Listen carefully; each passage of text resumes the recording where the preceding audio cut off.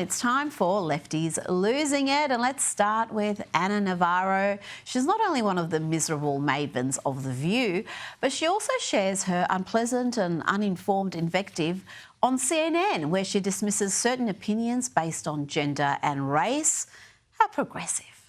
Also, I want to respond to you saying that I was hyperbolic when I talked about a reign of terror. Because that is hyperbolic. No, it might be hyperbolic for you as a white man. Oh, okay. It's certainly not hyperbolic for me as a racist. Latino. No, I'm not being racist. It's incredible to dismiss my opinion for being a white man. No, I'm not dismissing your opinion. I am telling you that what the Latino community, the brown community in America. Speak in one voice. Okay, well, let me speak with my voice. I mean, you said I was being hyperbolic. Let me respond. Racially, sure. I'm not. You being a white man as an insult? When you invoke it to dismiss my being a white man as an insult? When you invoke it, do you think Latinos are living under circumstances that other people may not be right now in this country?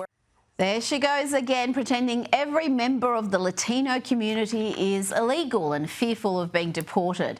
As for her being blatantly sexist and racist in that instance, well, it wasn't long before CNN host Abby Phillip was rushing to rescue Anna and defend her bigotry. Wonder if she'd do that if a man dismissed Navarro's opinion because of her gender and race. I just want to make a point that, Brad, all she's saying is that her view of the situation is different from yours. I don't think that's an insult. She basically said, I'm wrong because I'm a white man. She just said, I see it differently. I see it differently from you, which is not an insult. It's not, and it's also not a racial insult.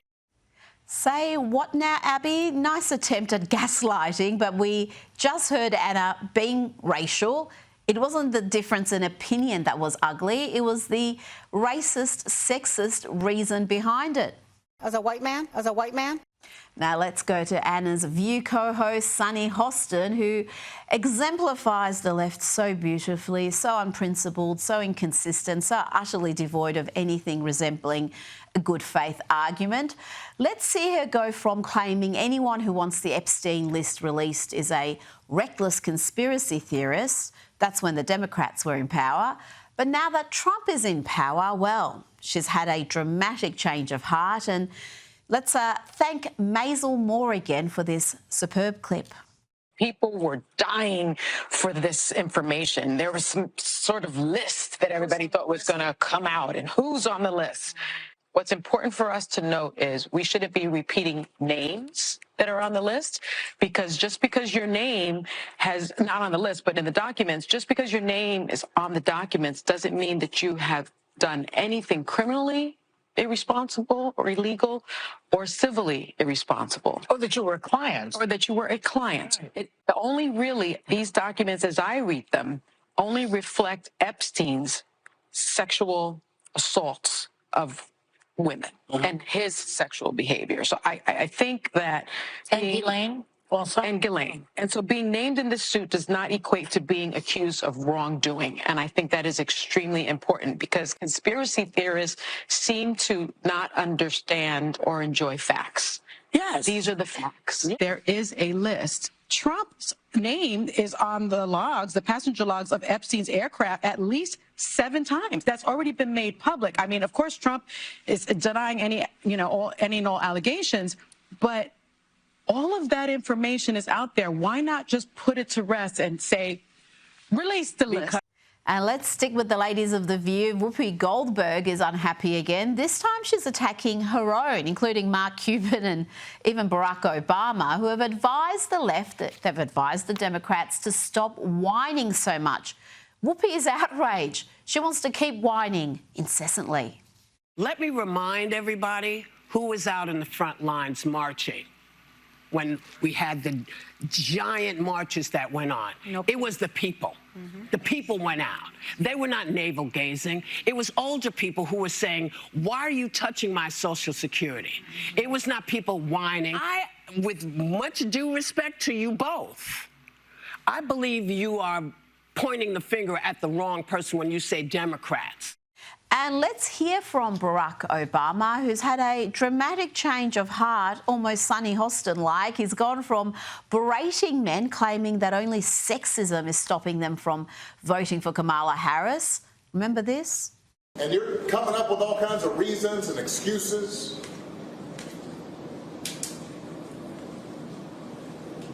I've got a problem with that because part of it makes me think, and I'm speaking to men directly now, part of it makes me think that, well, you just aren't feeling the idea of having a woman as president. And you're coming up with other alternatives and other reasons for that. That's not acceptable. Gosh, I can't believe that didn't work. But now Barack Obama has had a change of heart. He's changed his tune. Here he is rooting for men on Michelle Obama's podcast. He explains that boys and men feel like they're not being valued. And I would argue that some of the broad political trends we've seen, not just in this country, but around the world, have to do with this sense of, boys, men not feeling as if they are seen, feeling as if they count. Mm-hmm. And that then makes them more interested in appeals by folks who say, you know what, the reason you don't feel respected is because women have been doing this, or this group has been doing this, or that group's been doing this. And that is not that's not a healthy place to be. Now, in the past, we've talked about Barbara Streisand blaming Donald Trump for getting fat. Her words, not mine. Rosie O'Donnell blamed the president for her drinking too much. And now we have actress Valerie Bertinelli getting on the internet to talk about her desire for alcohol and food. To give this Democrat some credit, she is a big Democrat. She even filmed herself voting for Kamala. How embarrassing. Now, to give her credit, she doesn't directly blame Trump for her online meltdown, but we all know who's to blame. I want to drink. I want to numb it. I don't want to feel it. But my logical mind is like, no, you don't want to do that. You don't want to numb it. You know what will help you feel better is to just feel the feelings, get through to the other side, have a good cry. And yet I can't cry. Joining me now is president of the Centre for the American Experiment and founder of the popular Powerline blog, John Hinderaker. John, let's start with the White House investigating former President Joe Biden's use of the autopen, with senior administration officials reviewing tens of thousands of documents turned over by the National Archives and Records Administration. But the former president, he's phoned the New York Times and he claims there's nothing improper about the autopen. He told the New York Times he hadn't personally signed the orders, including those last presidential pardons, because there was a lot of them. What do you make of this story, John? Is there anything to see here? Well, Rita, first of all, Joe Biden got a hold of the New York Times and gave them an interview because they're trying to get ahead of this story. They know it looks bad. They're trying to get their version out in front of the story. And it is ironic that Joe Biden says, well, there were so many pardons and commutations, I couldn't possibly sign them all. There's too many. I think he did grant a record number of pardons. And what his staff says, what the story is that Biden didn't know the names of the individual people he was pardoning. They would talk about people by category. Ooh. And the story is Biden would say, oh yeah, pardon everyone in that category. And then they'd have a list of, 1,000 people and they'd work the autopen. And the whole process is it's outrageous. And one thing you'll notice, Rita, is that Joe Biden did sign his family's pardons personally. He knew about those pardons and he did sign. Well, I think that is a tell right there. I think that was a mistake on his part. If you're going to use the autopen, then don't make an exception for family members. Oh, my goodness. I think that's the greatest scandal of modern American history, the fact that there was a president in the Oval Office who was so cognitively impaired that we really don't know who was running the country. Let's go to a story that impacts Australia, with President Donald Trump planning to increase the tariff rate on pharmaceutical imports to the US. Last year, Australia exported around $2.1 billion of medicinal and pharmaceutical products to the US, but that may change with President Trump determined to see manufacturing return to the US.